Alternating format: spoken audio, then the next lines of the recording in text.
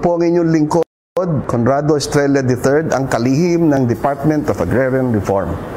Sama-sama natin tuklasin ang mga hakbang na tinatahak ng Department of Agrarian Reform para sa mas maunlad, makatarungan at tunay na reformang agraryo tungo sa layuning sariling lupa para sa bagong bukas na masagana. Uya na ang programang hatod kan Department of Agrarian Reform Bicol. Bitbitan lehitimong potoro na makapaghatod ng istoryang kapupurutan ng inspirasyon gikan sa mga lehitimong paraomang benepisyaryo. Ginuno, halos sa bangibay pang probinsya kan rehiyon. Mag-iribahan kita, maghinanyo asin mag-antabay para sa kape asin baretang agraryo. Maray na pagkaaga mga kabombe na Diyos maray na pagkaaga sa satuya putabi na mga ka-agraryo. Welcome! Dagdi sa tuwing ika-18 edisyon na kan sa tuyang programa na Kapeasin Baratang Agraryo. Ako graray po, anas ito mga kaibang lingkod, si Bombolay Guevara. Ana programang ini hatod sa Endocan Department of Agrarian Reform Bicol asin po ka na proyektong split. Kana kalis po na ika-17 edisyon kan sa tuya po nga programa nakaibantan niya to si Ka-Agraryo Ruben T. Tapit, ang OIC Provincial Agrarian Reform Program Officer 1, and OIC Chief Agrarian Reform Program Officer kana Program Beneficiaries Development Division, Kandar Provincial Office of Catanduanes. Kung sa po pighira, si mga magagayo na natarayumpukan sa indang opisina di probinsya sa Erarom, kan Agrarian Reform Beneficiaries Development and Sustainability Program, pagiging LAD-free, kan sa pong probinsya sina, ana padagos po na pagbusol para man sa ikakamarhay, kan mga para umasirin po ang pagbusol, kan na proyektong split. Sa presente mga ka-agraryo, para po sa ika-18 na edisyon, kan sa tuya po na programa, egwa po tabi kita nga makakaibahan. Siya po nakapagtapos kan sa Colegio sa Aquinas University o ngunyan ang UST Legazpi kantong 1983 sa kursong AB Philosophy. Katakod kana sa pong pagpapahigot sa iya man edukasyon ipinadagos kay ni ang sa pagklase sa kaparehas na institusyon na sinako aman ana sa degree sa Bachelor of Law kantong 1987. Nagpun po ana sa karera sa Department of Agrarian Reform como Legal Officer 2 po 1989 hasa po 2001. Naging epesyente ana sa dunong sa ladong legal kung kaya sa kapare sa taon hasa po 2005 siya man ang na-appoint como Legal Officer 3. Mas naging makolor po ana sa pag-asiserbisadar kana makaputan kay ni ani ba pa mga posisyon na siring po kana Agrarian Reform Beneficiaries Council 2, Agrarian Reform Program Officer 2, Senior Agrarian Reform Program Officer sa GUD na maitalaga po kumumaan Supervising Agrarian Reform Program Officer kantong 2024 asa po tabayan sa presente. Sa ngunyana siya mana ana magiging representante ni Regional Chief Agrarian Reform Program Officer Lerma Didino kana Program Beneficiaries Development Division asin po ang sa tuyang makakaibahan sa programa. Sa pagkikayang mga ka-agraryo po, welcome po sa laog kana sa tuyang programa si Ka-Agraryo Susie M. Molina. Ka-Agraryo Susie, good morning po. And syempre, bago po tayo pumunta sa ating mga katanungan, kumusta po ang lagay ng panahon dyan po sa kinaroroonan ninyo? Okay naman po. Pero bago po iyang gabos, gusto ko pong magsabing ang maray na aga po, ka-agraryo leyang, asin itong sa tuyang mga paradangog, yung mga paraumata dyan, asin itong mga pag-iriba miman po dyan sa Darfur, sa Camarines Sur. Alright, sa liwat, ka-agraryo Susie, good morning po. And sa presente, digdi na kita sa kuya pong mga kapotan sa ngunyan. Anot po, sa mga nakaliyas po na episode, so naipabisto ta sa nasa to ang program Beneficiaries and Development, asin po ang programa Agrarian Reform Beneficiaries Development and Sustainability Program na laom na makapaghatod po ng suportang serbisyo para po sa satuya na mga Agrarian Reform Beneficiaries, asin po sa indaman na mga organisasyon. So sa ngunyan, to wrap it up po, aramon taman, kabilugang inisyatiba, tarayong po asin na komplesymento kainiya para po sa kabilugang rehiyong Bicol. Ka-Agraryo Susie, paano po manindong maihira sa Samuya? Ito po nga mga marhay na istoryang tarayong po sa endong sektor, asin po ihiras ang mga day matatawaran na inisyatiba kan mga programa para po sa mga Bicolanong parauma. Sa Agrarian Reform Beneficiary Sustainability Program po, ito po ang saro kan mga key development initiatives po kang DART, kung saan po nagtatao po kita ng edukasyon po para sa mga parauma. Nagtatao po kita ng mga proyekto na makakapagayon po kang buhay kan sa tuyang mga parauma dyan sa baba. Ang ARBDSP po, shorten na lang po, ang ARBDSP po ay may tulong major components po.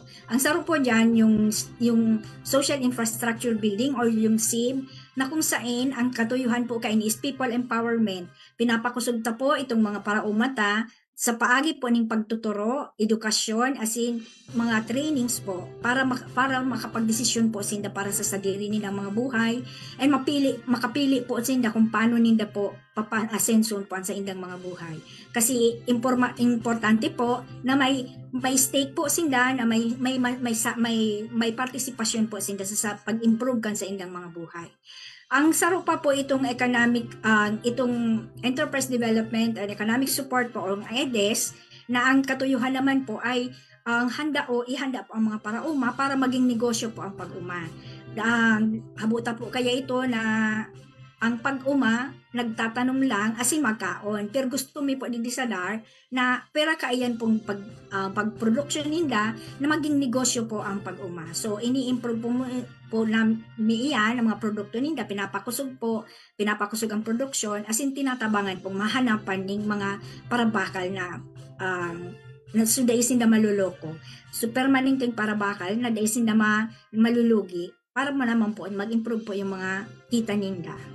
Magtaas yung kita po ng mga farmers. Yung pangtulo po ay yung CRFPSP po, yung Climate Resilient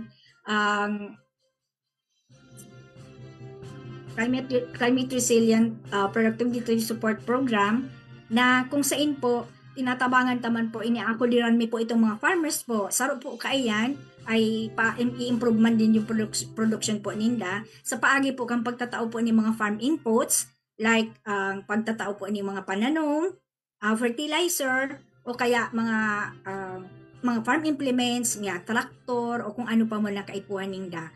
Digdi po sa EDES, igwa po kitang major ay duwang subcomponents. Igwa po yung SLS o yung Sustainable Livelihood Support for Disaster Affected Areas, kung saan po tinatabangan ta po itong mga parauma ta po na inaagihan po ng bagyo, asi kaipuhan po nilang magpuon po sa zero para po magtanom ulit, para magtuloy-tuloy po ang sa indang produksyon, para tuloy-tuloy din po ang sa indang kita.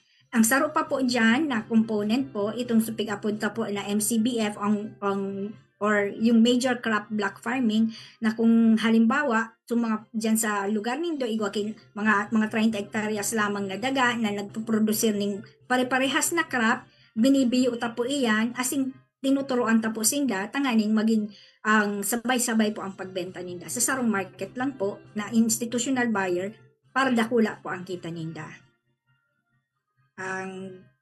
So far po, yan po ang pinaka-focus po kang ARBDSP. Pakusugon po sa tuyang mga parauma, tanganing magdakula ang kita, kung magdakula ng kita, mas mariray na buhay man po ang makukuha ninda. Igwa pa po kitang sarong project na ini po, foreign funded project po ini, yung project po na support to parcelization of lands for individual titling or yung split. Ano po ini talagang split? Ang split po, kung narorumduman po nindo itong panahon po kaya, itong mga titulo po, like yung CLOA po, yung Certificate of Land Ownership Award, ay ini-issue ta po iyan, grupo po sinda, kaya kung mahihiling nindo po ang mga titulong iyan, sa likodan po may mga nakalista po na mga pangalan ng mga parauma. Ibig sabihin, sindagabos po ang kagsadiri kang daga. Ngunyan po ang katuyan po kang split, papakusugon ta po iyan, babarang pag-i-issuehan ta na po ng separate titles ang kada saro, kasi importante po sa parauma na mamati ninda po na siya ang kagsadiri kang sa iyang daga. Para po anong tawag niya, empower po sinda para magkusog ang buot po nila na magdesisyon po kung paano ninda, like kung paano sa insinda mabenta, kung paano ang produksyon ninda, and kung paano makita sa ilang mga pero pa po kaini gusto ko pong i-emphasize na ang ang ARBDSP po kaya, mapasok po kaya kami after po na ma-issue ang mga title. So ngata po, di man po kaya natatapos po ang agrarian reform sa pagkaroon ng titulo. Dahil lang po kita basta-basta nagdi-distribute. So after that po, kay puan may support services na kung saan, kay puan matabangan po sinda paano palaguon itong daga. Kasi ang katapusan po kayang kung dahil napapalago sa daga, yung iba napipilitan po inipabakal ang daga. Nahabo mi pong mangyari sa mga inaward ming daga sa inda. So papasok po ang ARBDSP para pakusugon, i-empower naman po sinda para makapag desisyon sinda on their own, magdagdag ang production, asin nagdagdag maning kita. Ang gusto mi po na mapreserbar ninda ang mga titulong iyan para sa inda, asin para sa indang mga pamilya, asin sa indang mga kaakian.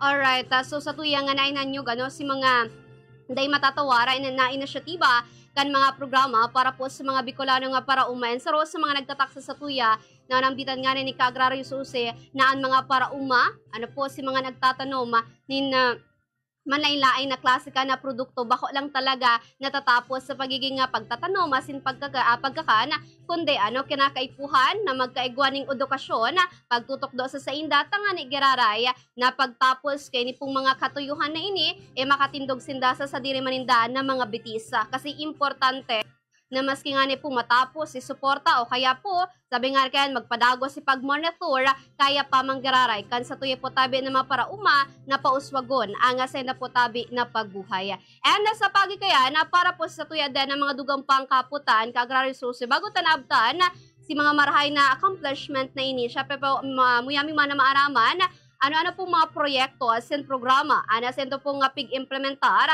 para po dagos-dagos na mahipnuman o kaya pumapanuan si mga pangaipuhan kan komunidad kan sa tupatabi ng mga parauma. Dahil halipot ang oras na po, so aagihan ko na lang po si Tiaga Boss. Ano po, ang saro po dyan, aram ko pamilyar po kamuluman sa Partnership Against Hunger and Poverty.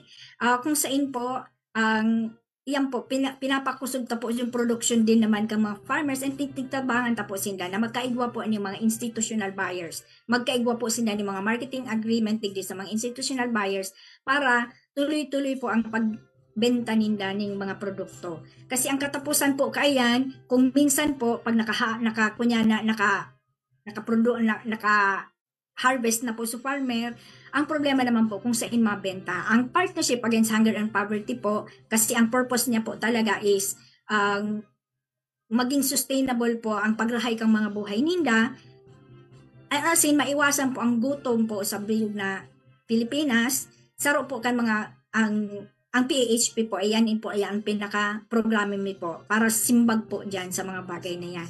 Ngunyan po, ang saro pa po dyan na programa itong supig apunta po na VLFED or Village Level Farm Focused and Enterprise Development or ang VLFED po, kung saan po, pag maigwat sila pong magayon na produkto, ang dinedevelop na po muna yan, asin pinapakusog na po under the VLFED, pinapakusog na po siya, tatabangan na po sila like sa packaging, sa pagpangaran po ng mga produkto, asin tuloy-tuloy na po yan din, pati sa marketing po, magiging sa VLFED po, tinatabangan naman po. Pero pa po kaya tinatawan din po sila ng processing centers para po ang pag-produce po nila kan sa indang mga produkto maging competitive po sa merkado. Ang igwa pa po kita pera po kaya na VLFED, igwa po kita kang so agraryo merkado tapong iapon na aram kong familiar sa Indo. Sa agraryo merkado po igwa po kita kayan sa kampo, igwa po kita sa MMG, igwa po kita sa mga hospital, in fact, igwa din po sa mga opisina na may aldaw sa sarong simana na magbibenta yung mga farmers po, dyan mismo sa sarong mga opisina. Ang regional office po, igwa man po kami kang agraryo merkado sa Daro, na every Thursday po na nagbibenta ang mga farmers. Yung sa kampo po, usually po Friday po sila nagbibenta. Pero po kaining agraryo merkado, igwaman po kita sa Links Farm na pig-apod. Aram ko, medyo familiar din po kamo kainit, medyo nahaloy-haloy naman po ining proyektong ini. Kung saan po, kinakluster ta po itong mga farmers ning 10 hanggang 15 miyembro. Paano nga ta, kinakluster ta po, tangani pong ang mga matipon ta po yung mga produkto ninda and sabay-sabay po na ibenta sa merkado. Kasi aram taman po na pagsalitang volume kan sa imong produkto, hababa man ang presyo mo. Pero kung paano ta po mapapadakula sa volume kang produkto, kay po hantang i-klase sa mga farmers kasi reality check, maliliit po ang mga daga at di sa Pilipinas. So, kukunti lang po ang ipoproduce. Pero kung cluster mo sinda, may 10 kang farmer, maski patig kakabangang hektarya lang ang mga pig-uuman ninda, pag tinipon mo po, dakulaan ang volume niya. So, mas dakula ang tsansa na makakaako-apo kita ng institutional buyers na mabakalkan si indang mga produkto sa dakulang ang presyo. Sa ruhalang kaon na presyo. Ang pera pa po kaya, ang pigatabangan taman po sinda na saro ka mga problema ta po kaya itong lack of funds, yung walang kapital po itong farmer para mag-produce po kan sa indang mga produkto. Ina-assist naman po sinda para mahanapan po sinda ng mga opisina o kaya mga institusyon na pwedeng magpautang po sa inda sa hababang kapital ay sa hababang interest. Alright, so talagang sa pagikayan, nakadako na pong naihipno ang PBD para sa satuya din na mga ARBs and ARBOs. Ano syempre, ini po mailaladawan na kumuligasiya po ka na kada member man nindo alagad sa ngunyan. Ano na po si mga naabta na pagbisto kada sendo pong opisina, dulot po ka mga marhay na accomplishment asin po padagos na lehitimong pagsiservisyo sa satuya man na mga parauma. Ini pong mga may kadakol po kami mga awards na nare-receive kasi ang Bicol region po maski Piboro Bagyo po kita, di man po kita nahuhudyan po luman sa mga ibang regions na darakula ng mga produksyon na di masyadong pig-agihan kan mga bagyo. Kaya lang, yung nga ini po na ang gusto ko sanang sabihin po na ibig sabihin po kaya mga na-award sa tuya na di po kita na may impact po yung pagigibop ta po sa baba. Kung nagdadakula po sa produksyon, igwa po ang darki na ginibuhan na maray para dumakula po ito. So may nagbago po sa buhay kan sa to yung mga parauma. Sa po kami mga awards po din na naitaon na po sa MUYA ay yung Most Outstanding Regional Program Beneficiaries, Chief Agrarian Reform Program Officer po, yung sa kuyang boss po, si Carpo Lermadino, na na-declare po Most Outstanding Carpo po for 2023 dahil po sa esforsos niya po sa Partnership Against Hunger and Poverty. Igwa din po kaming kaopisina na dahil man po sa paghigos niya, asin masigasig po siya, na-declare din po siyang Most Outstanding Regional Point Person po para po sa Partnership Against Hunger and Poverty kang 2022. Ngunyan po, matapos niya pong mag-training tungkol po sa halal, kung pamilyar po kamo kang halal, kasi may mga tugang po kita na mga Muslim na nabebenepisyaran po kaining mga sertifikasyon na ini sa halal.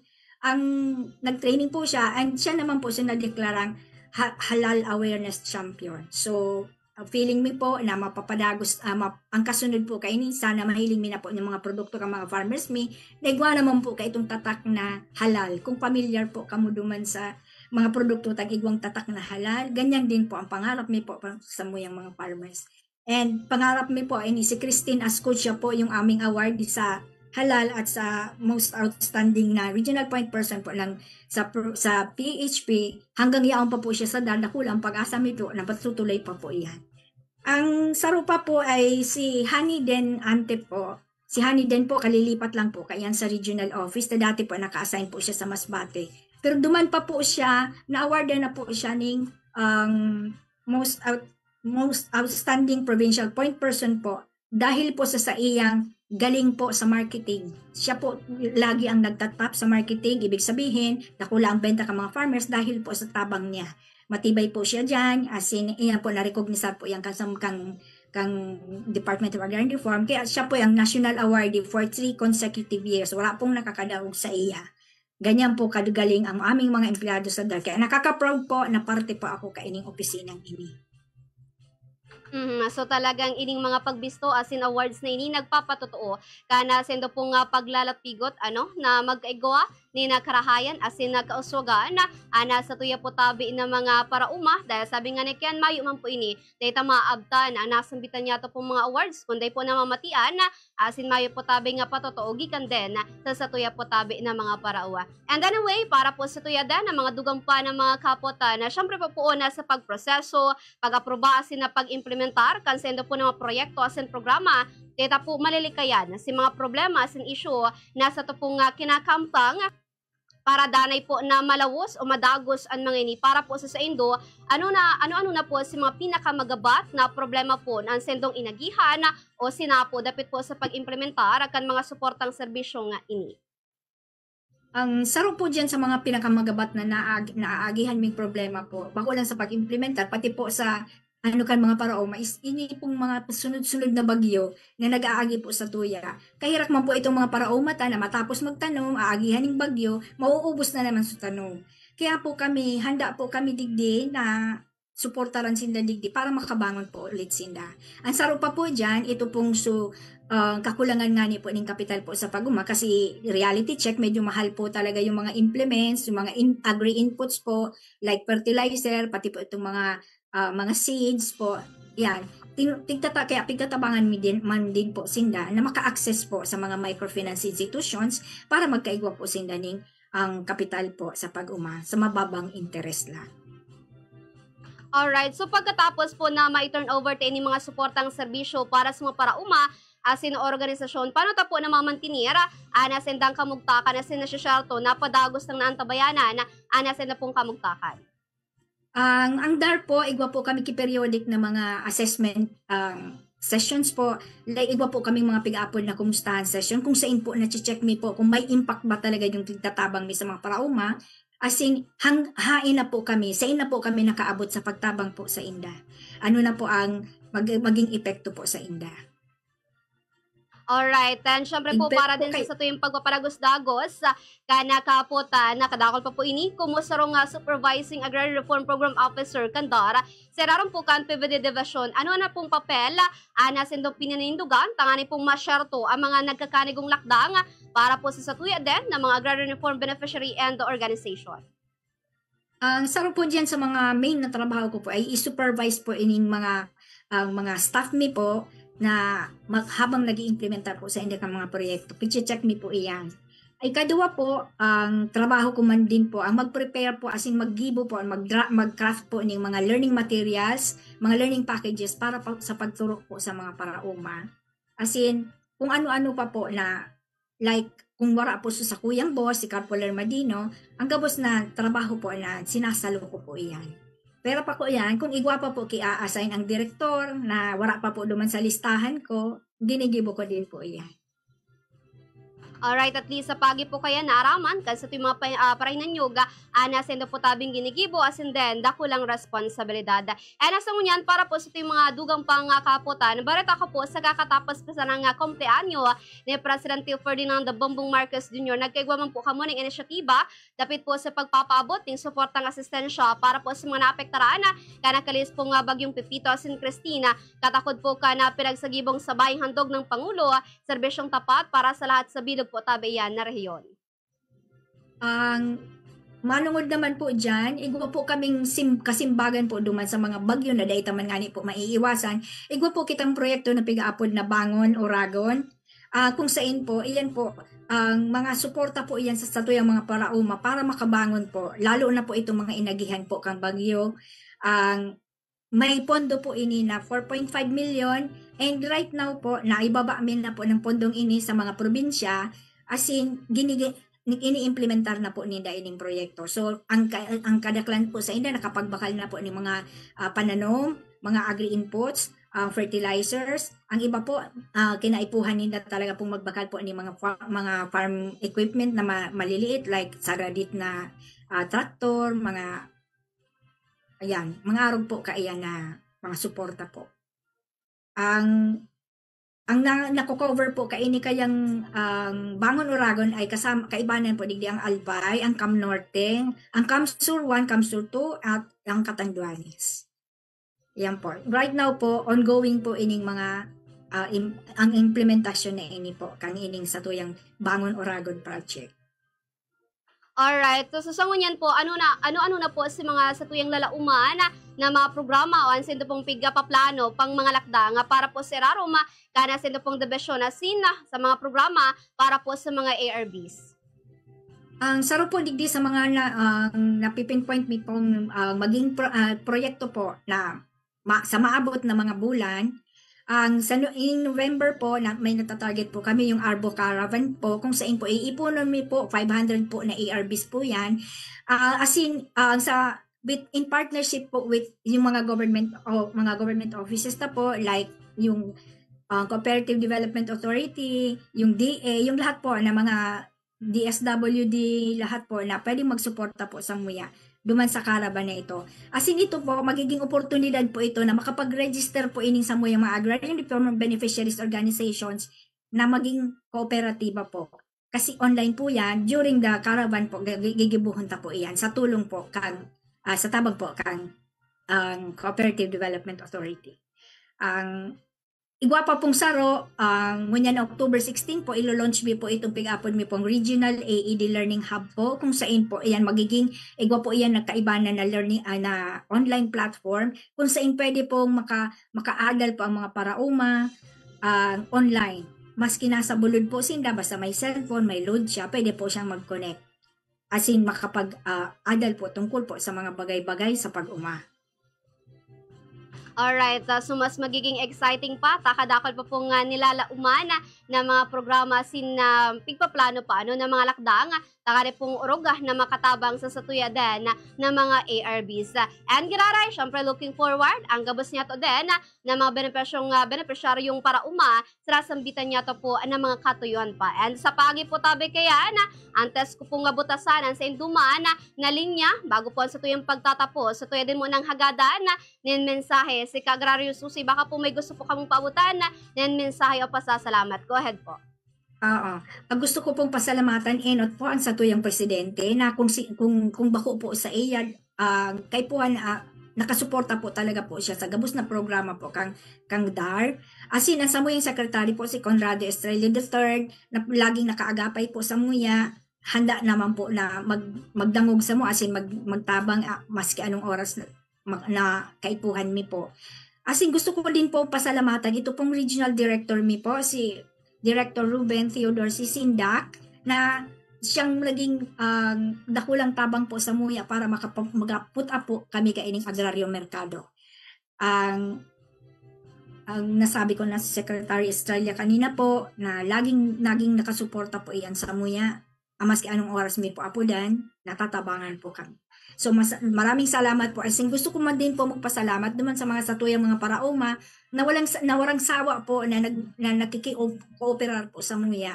Gusto ko lang pong sabihon na kung nahihiling po kaining satuyang mga parauma, as long as makipag-kooperar po sa MUYA, dakula po ang magiginibuhan ta po sa indong mga buhay-buhay. Pero dahil mi po yan magigibong solo, kaipuhan mi po kamo dyan. Ngunyan po, ang saro pa po na gusto kong pasalamatan yung sa kuyang boss, si Carpo Lermadino po, na kung saan po, although wala po siyang ngunyan, nag-attender po, may pig-attenderan po siyang activity po sa CRFPSP sa Baguio.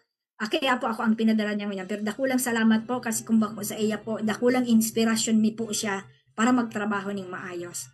Sulong Agraryo. Sulong Agraryo, magsasakang Pilipino. Sulong Agraryo, para sa bagong Pilipino. Tuluyang nakamtan nyo na ang inyong mga panalangin. Lupang sinasaka, pag-aari ninyong ituri.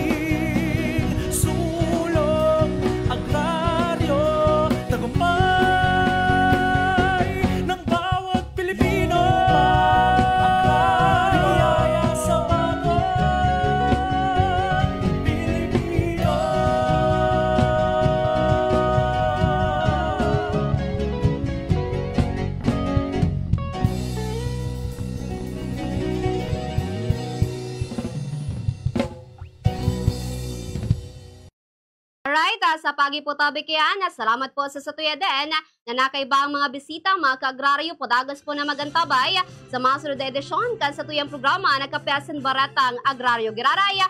Ana programang ini inatod po sa indo kan Department of Agrarian Reform Bicol asan kan proyektong display. Sa indong nadango ang naging katiripunan kan mga istorya kapupurutan nin inspirasyon na ginuno ikan sa dedikasyon na makapaghatod nin lehitimong serbisyo publiko. Iniyan, Kape Asin Baratang Agraryo. Ang programang ini inihatod sa indo kan Department of Agrarian Reform Bicol asin kan proyektong split. Patuloy po tayong magkaisa para sa kapakanan ng ating mga magsasaka. Hanggang sa susunod, muli natin tuklasin ang mga hakbang para sa maunlad, makatarungan at tunay na reformang agraryo tungo sa layuning sariling lupa para sa bagong bukas na masagana. Magtiwala po tayo sa ating mahal na Panginoon. Salamat po sa inyong pagsuporta.